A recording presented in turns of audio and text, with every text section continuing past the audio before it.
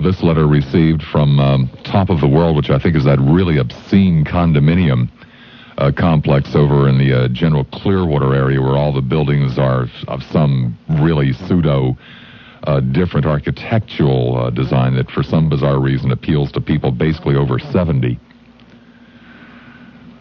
Bob Lassiter. On June 17th, I turned on to hear Mark. You was on.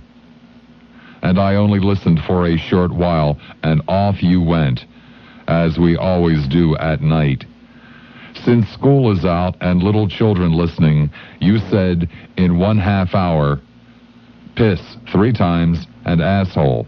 You called someone today 3 times, asshole. All this in a half hour. Terrible. An old, fat, flabby person. And she underlines, by the way, old. Twice. Hey, bitch, I ain't living at Top of the World. Where was I here? An old, fat, flabby person talking like that. Michael Reagan or Russ Limbaugh would never say such. Signed, Mrs. Tony Lott.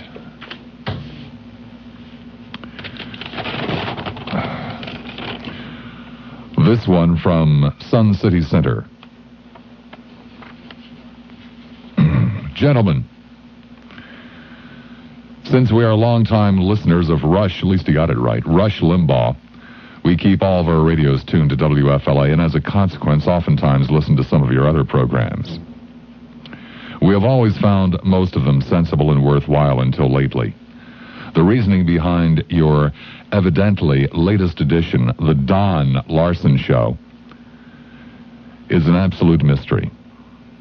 He has to be the most obnoxious anti-business talk show host we ever heard. Who do you think he thinks provides the money for his paychecks?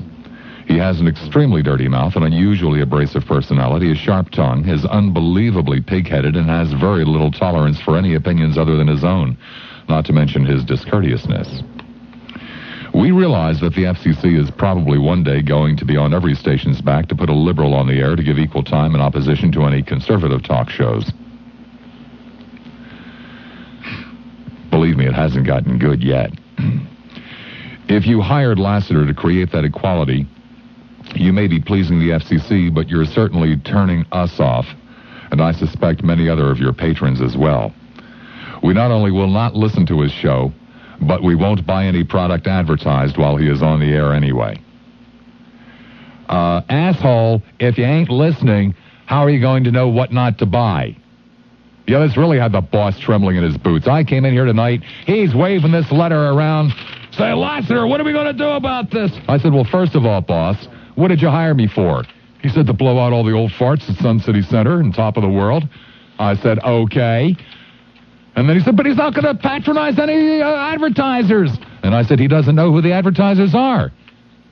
Boss said, he doesn't? I said, no, he's not listening to the show, remember? Boss said, oh, never mind. Anyway, he goes on. We wouldn't exactly call that a boycott. Let's just say we can find better places to spend our money. Yeah, like the Oxygen Supply House. I wouldn't spend any time trying to call in on his show, obviously. To try to tell him all this would be a waste of time since he has continuously shown on the air that he really isn't interested in any other opinion if they disagree with his.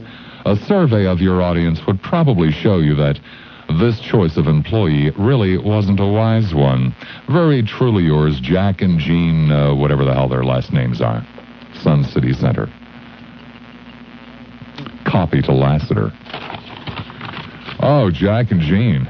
Oh, please, please.